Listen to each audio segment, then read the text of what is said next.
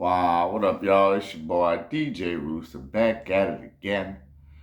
We're here for some more basketball talk. First up, hats off to a little bounce back, you know what I'm saying? You gotta excuse me. It's been a Super Bowl, LSU game. It's been a long night. I am exhausted. I just got up. I'm still exhausted. Had to come back home, leave. Oh, it's a whole thing. But hey, we're getting this out. LSU, great bounce back game against Auburn. First things first, you know what I'm saying? Shout out to Bella Hines and most importantly, Sakaya Johnson. She gets the game ball. She was a demon everywhere. What she had? What was the stats? I forgot. I'll get to the stats. I might as well do them here. 16 and 8, 22 minutes. She came out that bit. Give me that. She's gonna be one of them ones. I could already tell she's looking like a lottery pick. If she keeps us up, because she's not just a hustle player too. She can score a bit. Actually, 16 points. So she's a hustle player, great rebounder, but she also has offensive skills. And as she's just a freshman, as she grows, oh man, she's gonna be an absolute monster. Since she was the player of the game. A lot of players start off slow. We only had 16 points in the first quarter. It was trash. It was like 16-6 after one quarter. Our defense, once again, still hellacious. That's why I'm not too worried about LSU. Our defense is still really good, even against the better teams. If our shots ain't falling, our defense is gonna hold us down. But yeah, they were flying around. And Flausier was taking much better shots. She started off slow. Flausier started off really slow, but she finished strong and doing exactly using the tools, using her tools. Like, bro, you're not gonna just one-on-one ISO break them down all the time. That's not your game. That's part of your game, but that's not your game. There's a difference. And she played within herself, and when necessary, she hit a move, got to the basket. She hit the boom spot up threes. Play within the game. She drove and kicked. That's what you do. Drive, kick, create space and opportunities for others. That opens it up so that you can break them down. Because some players, they'll break you down to open up the pass, and as some players use the passing to open up the offense. If Floss is, especially once you get to the higher level,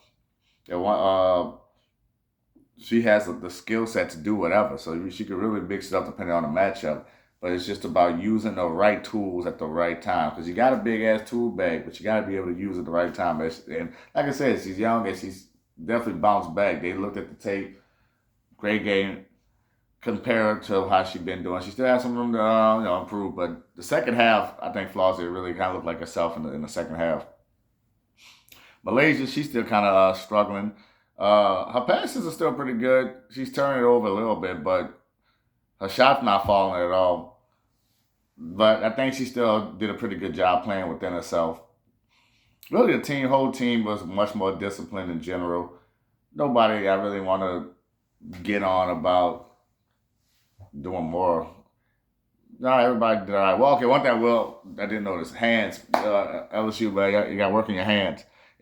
A lot of passes inbounds on the inside went, nowhere because we just couldn't corral the ball. So once you do a little bit of that, once again nobody's perfect and it's gonna be a quick turnaround. I think some people were looking at SC down the road. That's crazy. We gotta go to Texas.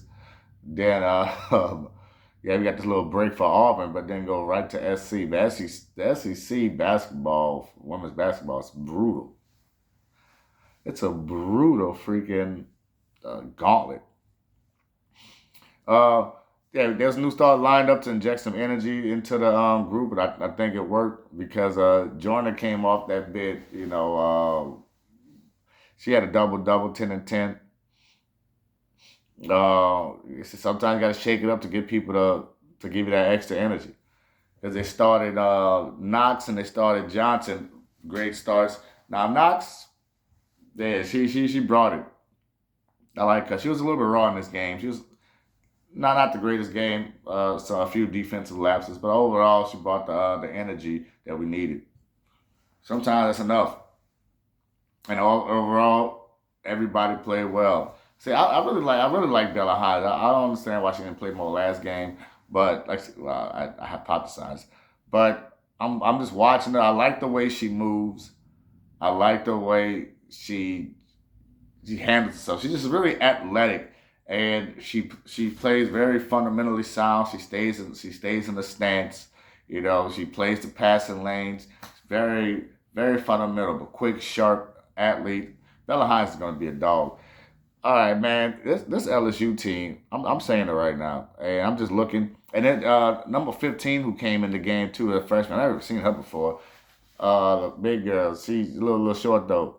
I'm watching her, man. She look like she gonna be a dog. I'm just watching her body language and watching her talk to the coach. I'm like, who the hell this is? I forgot her name, but I know she was number 15, blonde hair. Look like she's gonna play down the post. So let me find out. We got our next little Audie Crooks on the team, bro. I was like, hold up, but she could actually move and like defend this shit. So LSU is on the cusp of supplanting UConn as the best women's program. It takes more than just a few good years, but I really feel like winning the championship a couple years ago and sustained. If LSU wins like another one and just keeps at this pace and look at the teams for the next like 4 years, I will confidently say LSU has supplanted UConn. Because the biggest knock against UConn is that they play in a terrible conference. So even if they get good recruits, you can't sharpen your blade as sharp as you can in the SEC. So 4 years of playing in the SEC, even with lesser talent, is gonna make you a better team. So just look at all the fucking talent LSU got, and then they gonna have to play through that grind for 4 years. Man, LSU is gonna be a motherfucking juggernaut. Absolutely wild. Absolutely. The freshmen on this team are crazy. Like and then there's a good mix of talent between freshmen and juniors and sophomores. There's an equal amount of freshmen. Really, there's more freshmen than sophomores, really. But we got a couple sophomores on here and a couple juniors. You know, Malaysia gonna be probably leading the team, and some of the other juniors. Jade is coming back. Man, this team is gonna be deadly for the next 4 years. And then as the recruiting keeps going, there's going to be like a compound effect as it keeps on going. Oh, I had to explain. Look, I never wear this hat. It's my only little purple and gold. Like I ain't LSU, but you know it's close enough with bellies. So LSU, man, LSU gonna be great for the next few years. I'm ready. Unless I'm behind and UConn's falling off because I haven't really kept up. But UConn's good again. The last time I was keeping up with college basketball, UConn was great. Yeah, they had Indiana and LSU, came doing their thing. South Carolina's been really good. Texas has been really good. But yeah, UConn's just been the premier. UConn has been the premier women's basketball program since I was a kid, really, like since all of my life, really. Yeah, you had Pat Summer with the Lady Vols. She was up there too. But UConn has been UConn, on them forever. But LSU is going to supplant UConn. I could feel it. I'm looking at this team, looking at their growth, and looking at how strong the SEC is. So they're going to have plenty of opportunities to get better. Because as great as UConn is, and they ain't been punching them out like talking about. Really, I mean they did. I think they beat who they beat. They beat Texas. Was it Texas? They beat a good team. Pretty sure they beat. Yeah, I think it was Texas who kept up with them. I don't know. Pretty sure. I know they beat a good SEC team, but overall, UConn ain't seeing the same. Ain't seeing the same. So LSU could be nice. Uh, Other than that, what else I got? Oh yeah, Auburn's uniforms. Oh man, Auburn's uniforms are bright as fuck. Watching the game, it was like watching a bunch of like orange highlighters just run around the court. It would hurt my eyes. I don't know what they were doing, Auburn. That's not the kind of orange Tigers be wearing, right? I'm trying to tell you, Tigers be blending there. That was that was too much. Don't like those uniforms at all. I'm like, son, I can't see. My eyes. All right, now let's see what I got else. Uh, yeah. Once the second quarter hit, so what was the score in the second quarter? He's right on the score. Well, whenever the second quarter in the second quarter really started pulling away, and then especially the third, yeah, especially the third. The second quarter it was actually still closer than it should have been. We was pulling away because that first quarter we started off so bad. If it wasn't for that first quarter, once again, you know what I'm saying? Like Kim said, bro, it's Mardi Gras. It's that time of year. There's a lot of shit going on. Going on the road. Like I said, they played well defensively against Texas. They just couldn't make a shot. And this game, they missed so many shots. It was wild. This first quarter was just some bad basketball. I was just like, man, I don't know what the hell I'm looking at, but this ain't it. Well, I wouldn't say bad basketball because they was moving the ball. It was much better basketball than in the Texas game. So I'm not gonna say it was bad basketball. This wasn't making shots. It was much better basketball overall. But then once they started hitting shots in the second quarter, then that opened the floodgates. I think Florida hit that one in the second, like late in the second, and I think that got the rhythm going because in the third and fourth, they pretty much busted open, busted wide open. See anything else? Yeah. The lady came out the third. Yo, Jada, she's been struggling lately.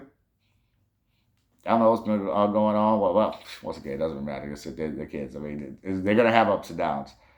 Great defense, traveling, all that. So hopefully she can get it back together. I know she will. She still played a decent game, not really scoring much. We cut the turnovers down a lot. Like the first half we turned it over too much, and we couldn't score. We didn't score off a turnover until the third quarter, bro. That's wild. That's a historic scoring drought in a weird kind of way. We was forcing turnovers, a bunch of turnovers, but didn't score for any turnovers, zero turnover points until the third quarter. I've never seen that before. But no, it is.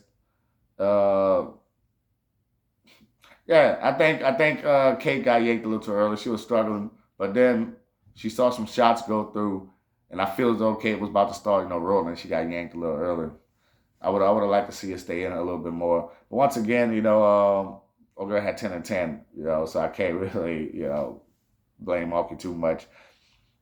But overall, it was a bounce back. I guess I'll just go over the stats now because really, like I say, they blew them out. Ain't too much to really talk about there. I will say, who was this? Harrison Koulibaly. Yes, Koulibaly from Auburn. I like to bring up at least one player from the opposing team. Koulibaly, she was hooping. She stood off the screen to me. Well, they all did wear that bright ass orange, But she was the orange dot that actually stood out. She was doing pretty well. She hustled. She played. I don't even know what the stats look like for Auburn. I ain't looked. I ain't really care.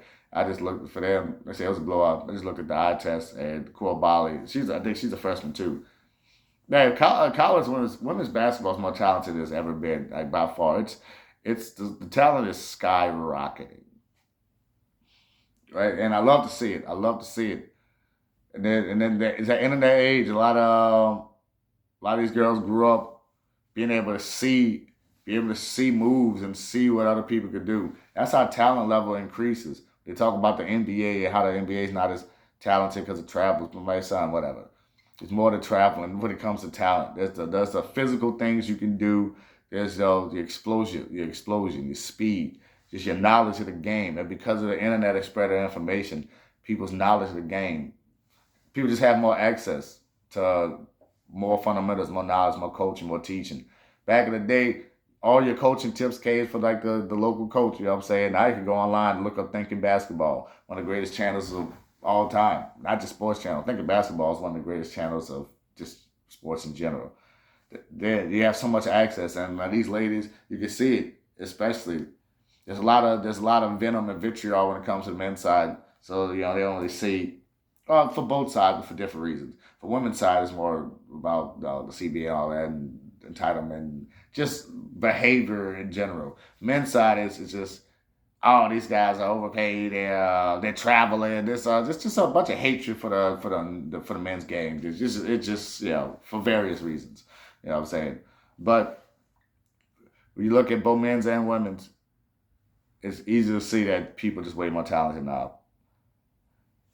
It's not even about the physical attributes. It's just an exchange of information. And these ladies are going to be amazing to see within the next few years.